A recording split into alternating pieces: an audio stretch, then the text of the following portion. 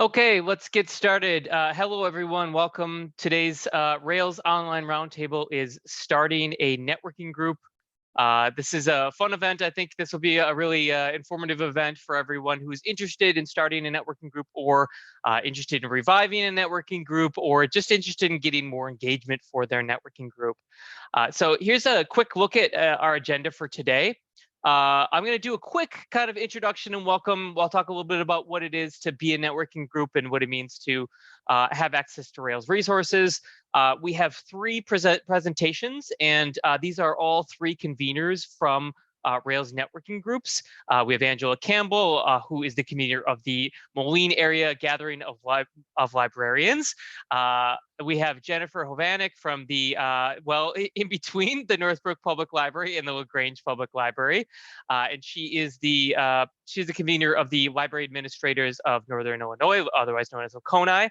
And then we have Jessica Banko from the West Chicago Public Library, who is the convener of the Young Adult Library Discussion Group. We'll do a little bit of Q&A, probably about half an hour of Q&A, maybe 20 minutes thereabouts, and then I'll come back and wrap us up. Just a reminder, we are recording this event. We will not be recording the Q&A section of that event. I just want to give everyone a chance to sort of contribute freely and without any inhibition. Okay, so just a little bit of a reminder about what Rails offers for our networking groups. So we support over 90 networking groups, and they really span a very wide definition of what a networking group is. My definition personally is anytime more than two librarians are getting together to talk about libraries. And that means that some of our networking groups are much more formal. They have regular agendas, they meet monthly, they take notes, they have a note taker, they have some sort of kind of hierarchical structure with a president or a treasurer and that sort of thing. Maybe they archive, maybe they have a website, maybe they archive. Some of our groups are just sort of like discussion groups. It's maybe once a quarter. They get together to talk, either in person or online. Just kind of discussing issues that are facing libraries. It could be specific to their type of library. It could be specific to the type of job. It could be specific to any aspect, again, of a librarianship. So by defining themselves as a networking group with Rails, you can have access to a lot of different resources. So all official networking groups can have access to email lists within Rails. So we can actually create an email list for you. You have access to Zoom accounts. We can give you a Zoom account to meet and use that way. You can put your information in L2. You can actually request to meet in Rails facilities if you want to in person.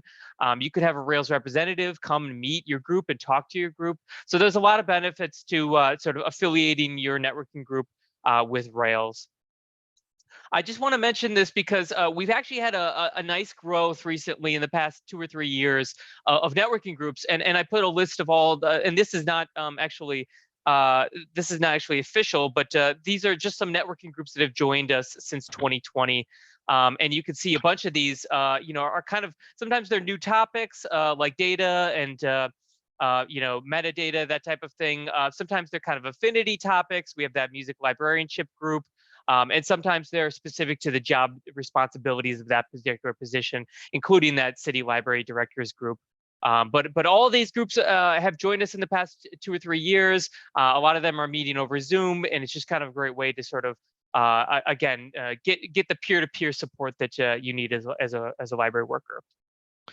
If you're interested in starting your own group, I just want to recommend this document. This document is on the networking group section of the Rails website. It's called Starting a Networking Group, and it has a step-by-step explanation of what you need to do to sort of start the process. There's a lot of definitions on here about what a networking group is, what a networking group isn't, just kind of a way that we sort of help you figure out what to do and where to start. Lastly, I just want to say, this is part of my job responsibilities to work with all these groups and kind of help guide them a little bit. So if you're interested in starting a networking group, I'm happy. This is a great session to watch. I think you'll get a lot of tips here, but I'm always happy to come help you start a networking group, attend your first meeting, talk to participants, that sort of thing, and give you some ideas of where to go to next. So I put my email address in here. I will also put links to the sessions that are the documents that I mentioned earlier in the websites there. So you'll have that in the chat. That is all I'm going to present about networking groups. At this point, we're going to move it over to our first presenter, and that is Angela Campbell from Rock Island. Angela is the convener of the Moline Area Gathering of Librarians, which is such a good name. Angela, I'm going to stop sharing, and you are free to take over. Okay, hopefully everyone can hear me. I'm getting over a cold, so I will try to enunciate. Yes, our name of our group is the Moline Area Gathering of Librarians, and I honestly have no idea how we got that name. Kind of makes us sound like aliens, but that's okay. The group's been around at least for 10 years, which is how long I've been in my position, so I'm pretty sure it was formed well before I got here. And I think I stumbled upon the group because there was a mail list called Moline Area on the Rails website that I signed up for. And I must have received an email from a local director announcing an upcoming meeting. So I registered to attend. I was very used to networking meetings from my previous work experience at a Prairie area library system member library many, many years ago. And I used to help run a group we called Pimped. It's PAL's marketing and programming team. And what I learned from that group of communication and library marketing professionals was invaluable. So I assumed that the Moline Area Gathering of Librarians would be the same, and I was right. Never underestimate the value of learning from your peers.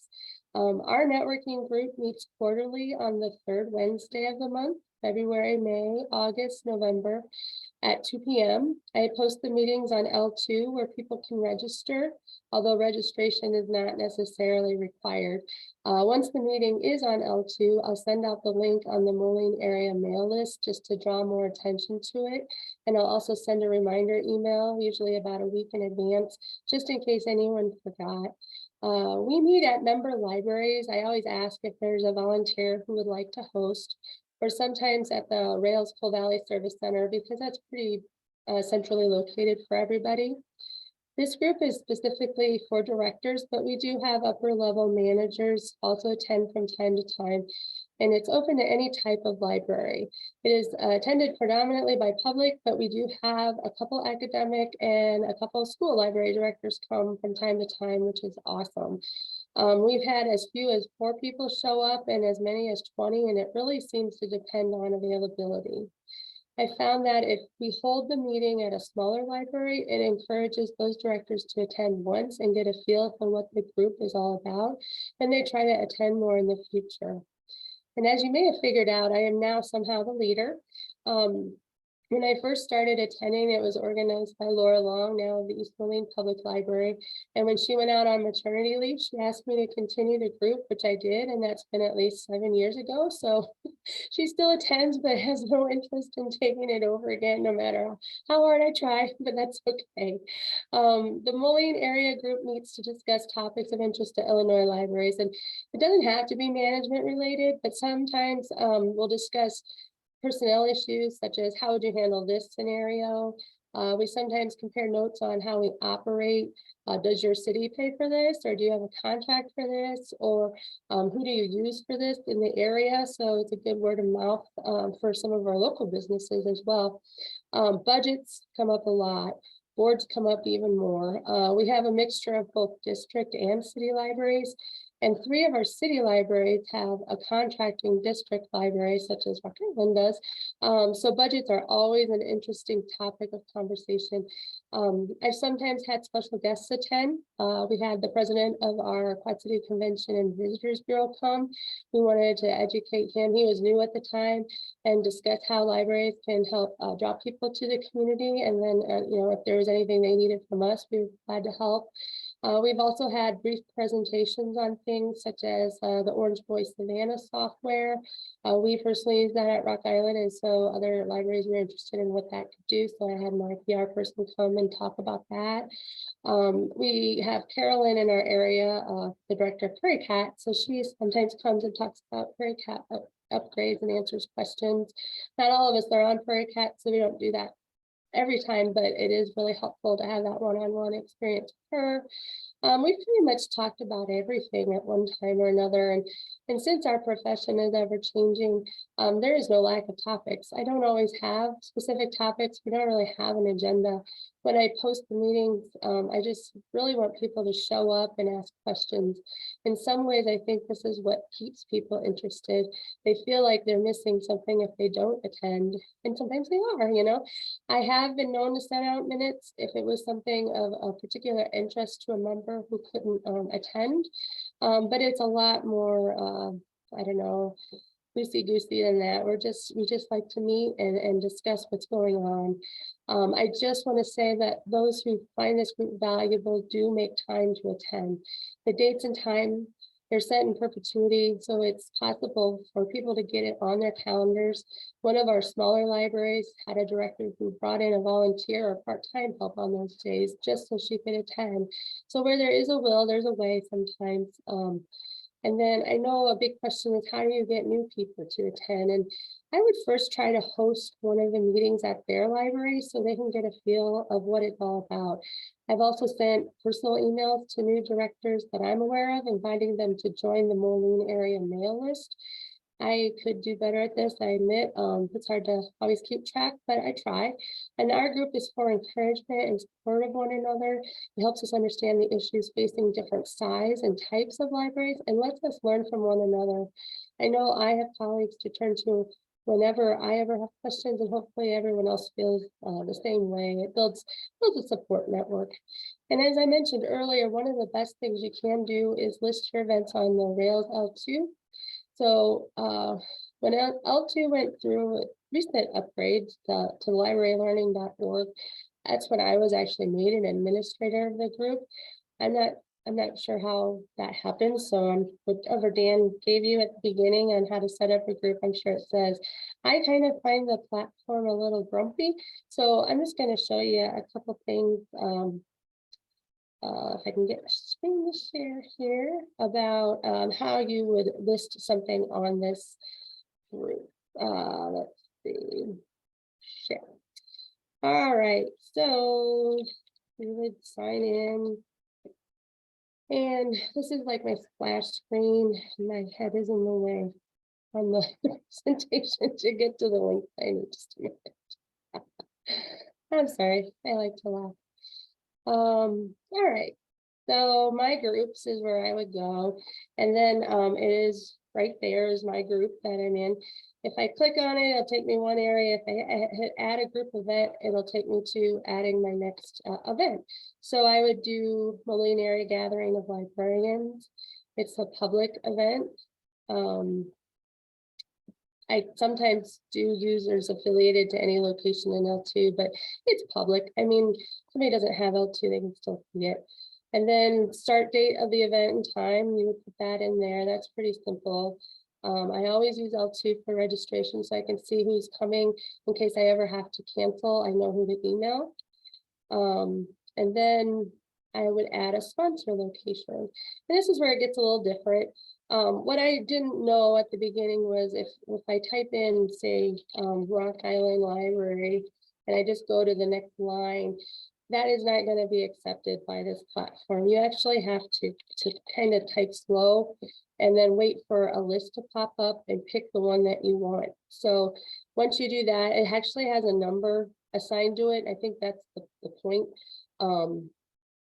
And so that goes for the sponsor location as well as people, and I'll show you that in a second. And then the format, we do in person. We have done Zoom during COVID, but we definitely more in-person type people. And then here's what I would add. I put the intro text as what is on the description of our group. It's a quarterly meeting of librarians, blah, blah, blah. And then if I have anything that's agenda specific, or if I know there's going to be a special guest, I'll put that under the primary content. And then when I go scroll down, we don't do contact hours. We do event type, which is networking. So I'll always make sure to choose that. And then everyone that's invited. So I'll click on the first one, hold down shift and go down to the bottom because I want to make sure everyone knows they can come. And then you would add a presenter if you had a presenter. But here's where you would put in your name. And so again, if I just do it slow, my name will come up and I have to choose that. I have a number. So then when I go to the scheduling options, you say when you want to have it show up on L2, make sure it's in the future, at least by a few minutes, or it'll kick it back to you, and then you'll hit save. And at the end of that, it'll tell you how many things you did wrong and what you need to go back and fix. But I'm getting better at it. Let's see, I'm gonna go back to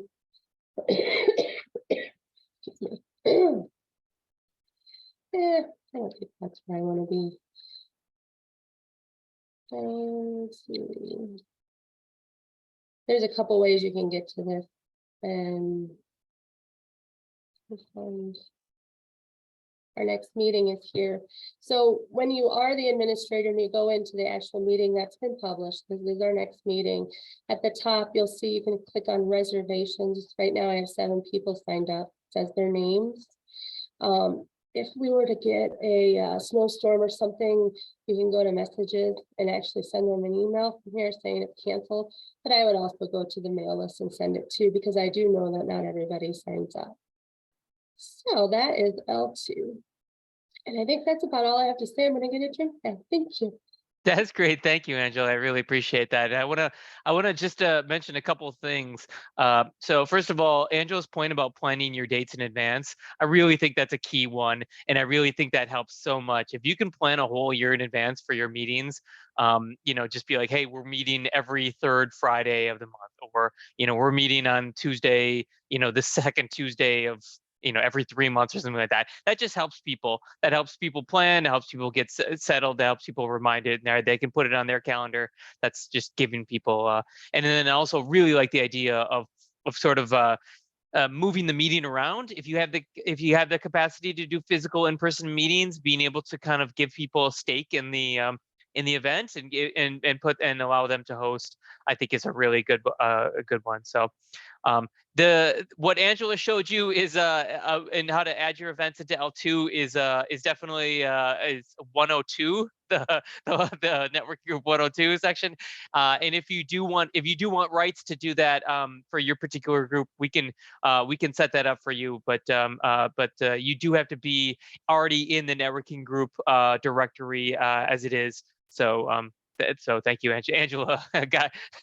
got made a convener at the right time. So okay, so thank you so much, Angela. I really appreciate it. Our next presenter is Jenn Hovanec, and I don't know if I'm making this from breaking any news here, but Jenn Hovanec is the next director of the LaGrange Public Library, even though she has not started that particular position yet. And she's also the president of Laconia. Okay, Jenn, welcome. Thank you, Dan. No, that I think all of that information has been broken, so it's a joyful share for sure. So Laconia is a little bit different actually than some of the other Rails sponsored networking group. Laconia is a group that was started back in 1954, believe it or not. And only, once Rails came around, did it actually become necessary really for us to figure out, hey, Rails has this huge reach of people. How can we have our sort of outside tertiary group? How can we work with Rails who serves so many of the people within our groups? So we are an outside group that actually uses Rails to advertise that we are available for networking. And we also use the L2 registration. So I personally think that that was an excellent job showing how to use that. And I even learned about the messaging feature. So I've never used that before. So thank you, Angela. But so Laconia is a little bit of a different setup. So we do have we're a membership fee-based group. So your library institution actually purchases an annual membership. And then within that, we have 6 different subsections that put on continuing education programs using library volunteers from those member institutions. So we have 6 different sections. That is our circulation services section, technical services section, a technology and IT section, programs, outreach and promotion, a youth services section, and our newest one that's geared towards supervisors, administration, and managers. And each one of those sections gets together 3 to 5 times per year to put on these programs for up to 50 to 100 people at a time. The governing board actually is a subsection that does the business of the organization. So we make sure the bills get paid. We make sure that we're following the mission. We did a strategic plan last year. So that group is extra super volunteers that kind of do both. The communication with those group members is really the governing board sets certain things, and then each of the sections represented communicates that information out to their section members. And we do a lot over email. That's the way that we're getting, communicating with each other as a governing board or as those sections. But when it comes to advertising our programs, we actually put them out onto all of the listservs available that are pertinent to that group. So for example, like I'm a member of the supervisor admin group. So when we do it, we always post to the publics, we'll post to the directors listserv, assistant directors listserv, and then let's say that it's something for youth services. Youth services may have some pertinence there as well, but then they're going to add on the young adult services section, etc. So we really use a lot of those tools to connect with libraries that are it's kind of virtual word of mouth in that way too. Is that a thing? Can we like trademark that virtual word of mouth? The governing board meets 6 times per year. We have been meeting virtually. However, this year we're actually in the middle of a poll to figure out, it's looking like we're going to do some hybrid meetings because people at this point in time do miss getting together in person with each other. And as long as we can do that safely and with science and safety in mind, we would like to figure out a way to do that. So trying to be accessible to more people. And the same thing comes when we do our programs too. We are really committed to doing a mixture of in-person and virtual programming. So during the pandemic, we had to have that pivot, but now what we found is we have this audience of people that is so interested in attending, but sometimes that travel is just not an option. So trying to serve everybody is very important to Laconia. I would say it's very important to all of our networking groups represented here today. We do have a Laconia Zoom account. However, that would be something that if it ever happened or became non-feasible for us, we might reach out to Rails and say, hey, can we borrow or use that account that you all have if it's available? So it's great to know that's available. The biggest comment that we get in people interested in participating with Laconia or once they attend events is, how do I get involved? And one of the things that really comes up is that, and I think many of us in this room right now may have had the experience, we know about it because someone else invited us or someone else pointed out, hey, you'd be really good at that. So when I think about that as a manager, how I can tell my staff about it is I always introduce them to the Rails website, and I want to make sure that they know that there are email lists and networking groups available to them that fit their interests. So I thought I would show you one of my favorite part of the Rails website, and that's the networking directory. So I'm going to go ahead and I'm going to share my screen with y'all. And are we on the Rails homepage? Give me a thumbs up. All right, awesome. So as you can see, I'm not signed in because I don't have a new profile yet, although Dan said I could use my old one, but we're going this way. So this is good too. If your staff doesn't have that affiliation yet, they can still go in and explore. So under the members section, there's a whole column in the middle there that's dedicated to networking. If you go down to the networking groups directory, you can see that not only does it give a link directly to the page, but it actually gives a little blurb about what those groups are about. Now, I could go through the 9+ pages of networking opportunities available, but Laconia happens to be on page 4 because I looked before this presentation. So if we scroll down here, you can actually see the Laconia listing. And if I click on that, it gives you kind of all a one-stop shop about what is Laconia. And it talks about here when we have our meetings, our planning boards for the programs. It gives a little bit of the background of our organization. We have an awesome history document that was typewritten, and we discovered it last year when we were working on our files, so it was great. We also have a new opportunity coming out this year in 2023. It's called the Help Directory. So highly effective library programmers directory. It's a reimagination of Harvest of Programmers or Harvest of Presenters that used to be for youth, and Best of the Best Programmers for adults. And this is actually coming into one searchable place. So we will be asking for you to put programmers who you have had excellent experiences with into this group. Searchable, simple, but effective, because we all love simple but effective. And then finally, what I really find helpful too is you can put all of the different things that your group pertains to. So, Moline area, for example, it makes sense for them to say, hey, for directors, for, administrators, that kind of stuff. But for us, we have so many sections and so many programs. We kind of try to have something for everybody. That's our goal. And, with having a virtual option now, that geographic area has changed quite a lot. So if you are interested in finding out if your library is a Laconia organizational member, you can visit our website, laconia.net. And then if you click on the join option, I believe, let's see. Oh, I may have, here we go. I'm sorry, it's the about section. If you go to the member library section, it lists all of the libraries. I believe we're at about 110 now that do have memberships. So if you see your library on here and there's an event that you read about on the networking list or anything like that, please feel free to hop on over to our L2 page, get the link, and you can sign up for any of the events that you would like. And I hope I have been within my 10 minutes, and I will go ahead and turn it over to Dan and keep the questions coming when we get to the Q&A session.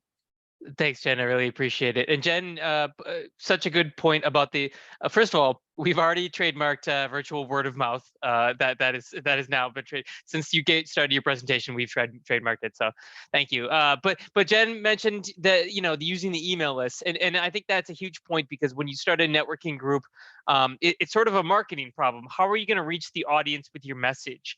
And, well, I don't know if you know this, but librarians love email. And so the email lists are a great place to find the people that might be willing to join your group, might be willing to contribute to your group, to volunteer.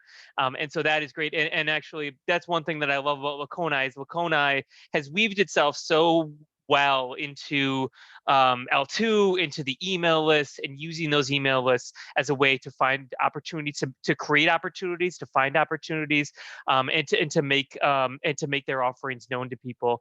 That's what it's supposed to be. It's supposed to be a collegial support network, and so I think that they've done a fantastic job of that.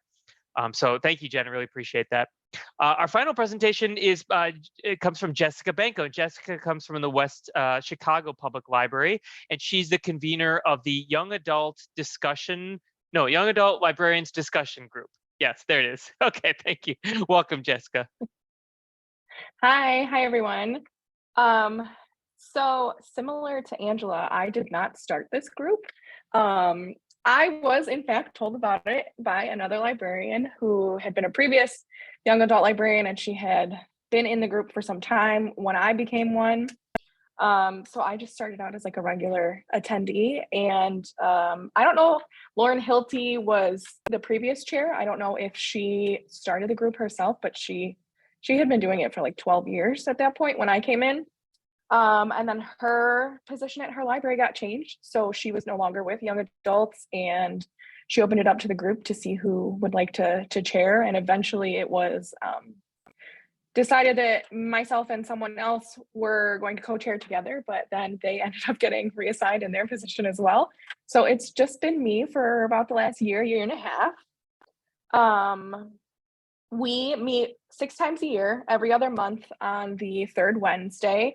We do have an additional meeting in August, and it's usually to talk about summer reading and wrap up and how all of that went for us. We primarily meet on Zoom now for an hour. We previously were in person, but after the pandemic hit, we started meeting virtually, and it has seemed for most of the group, we did a poll at the end of before starting our newer sessions last year, that it was easier for everyone to come virtually. They didn't have to change their schedules and not be able to be in the building at certain points of the day just because they were out for half of the day. Instead, we just pause for an hour, really.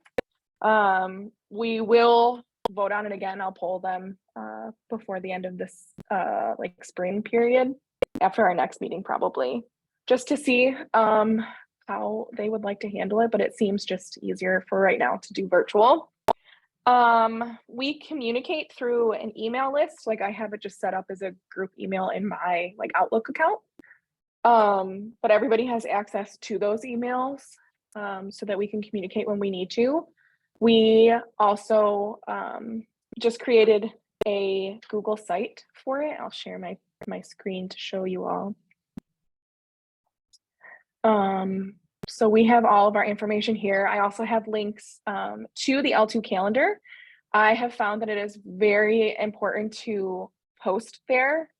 Members have asked for it frequently as well, just so that they could send it along to managers and supervisors to be like, hey, this is happening. This is legitimate. Can I attend this meeting? So it has all of our information here. It has our schedule for previous years, meetings that we've done. And when I click get involved, it just sends me an email. And then I like to post our agendas and our meeting minutes here. It has been beneficial for those who haven't been able to attend a meeting recently. Not all of them are super in-depth. Some of them are just quick things that we've discussed. Sometimes if we're very chatty, I try really hard to keep what we can. It's been helpful. A lot of the time we'll share, I don't know where it is. This one was super simple. We have members who will do presentations as well. We had a librarian from Lake Villa, I believe, do a diversity audit presentation so that fellow librarians can kind of figure out how and if they would like to do a diversity audit. We have reading lists and things that we share in the group that I would like to post in here too, that we can all have access to later, and nobody has to really rely on me. And if I'm not super responsive in a minute with things going on, they can check back and see what we've discussed. So yeah, I've asked them to as well what other resources they'd like to see on the page. So that will evolve and change hopefully as we go. I send out a meeting reminder every month too. I do a month prior and then the week of, because I forget. If I don't schedule the meeting myself too and then send myself a reminder, I'm not going to remember either. So we usually meet and start our meetings the same way. Oops, sorry guys. My computer is having a mind of its own. We got, it's okay. We still got you. So. Okay, perfect. So we meet similar to how my name is set up in here. We like to do our library names, our names, and then our pronouns.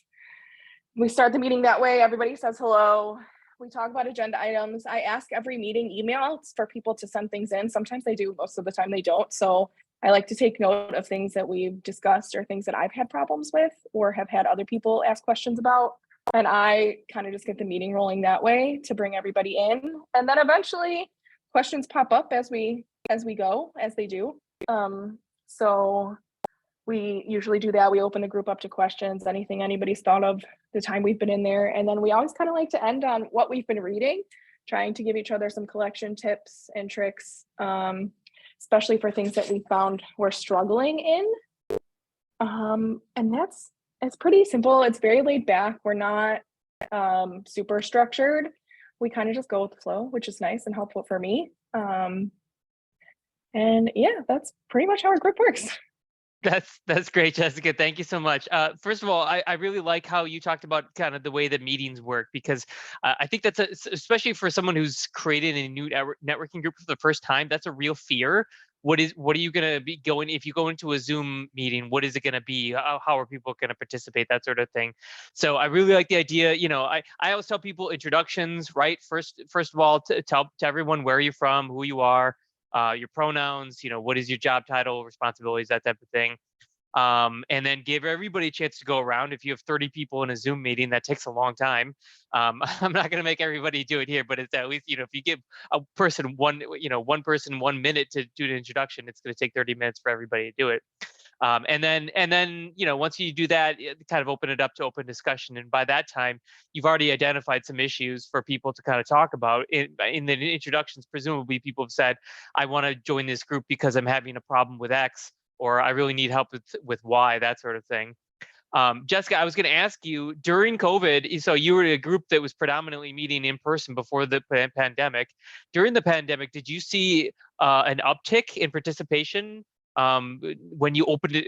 Presume when you opened it up, or people from outside of your kind of traditional area? We did. I think it was easier for people to access the group this way. There was, at one point, I think we were having like 25 people in the beginning, especially. And I have noticed once I got access to like the L2 calendar and all that, I had at least 10 emails in the last month when I put them up for people who wanted to join. So really putting it on the calendar has made a big difference too. Do you get people from outside of the Chicagoland area joining your events? So we have one who's from Wisconsin, but she had previously worked in an Illinois library, Okay. So she already knew about the group. But Okay. Yeah, they're all over the place. We have them from like top to bottom. They're not like, we're not one specific chunk. Yeah. It's all over the area. And I don't keep anybody from the group. If there was someone from like Minnesota or whatever who wanted to join, they are, as long as we're virtual, they are free to. Yeah, that's great. Okay. Yeah, I really like that, and I really like that you take notes and post them. So I should also mention it's great to see another website. I mean, what Rails can give you is pretty limited. We can give you the networking group directory, but that's about it. And so you see organizations like Laconia and the young adult librarians discussion group creating their own space outside of Rails, and that's totally fine. If you don't have that, don't worry. It's not required or anything like that. Unfortunately, Rails doesn't have a file sharing platform that we can offer, but there are a lot of options with Google Groups or with Google Pages and other things like that. So it all depends on the skills of your members, which obviously Jessica has those skills, which is great. Okay. Well, at this point, I'm going to thank you all three presenters. I'm going to start the Q&A section. And before I start the Q&A section, actually I had a question that came in via email, and I've shared it with all three presenters. And I'll put it in the chat too, because it's a little bit of a long one. Here we go. Okay, the question reads, I know we already have our Tri-County group. This is from a library director, but there are some worries for us with it. There are so many new directors to our area, and they're just not really seeing how this group can help. Some of them are just so inexperienced in doing things their own way. We are really trying to help keep a balance of those with experience, being able to get them interested. So wondering if you have any insight on how important it is for them to try at least to join and attend sometimes. Would it help if we write up some of the meetings, send it out? Just not sure. Anyway, I hope to see this addressed as part of this discussion. So I thought that was a wonderful question for our presenters. Does either of you, or do any three of you want to jump in first and kind of take this question?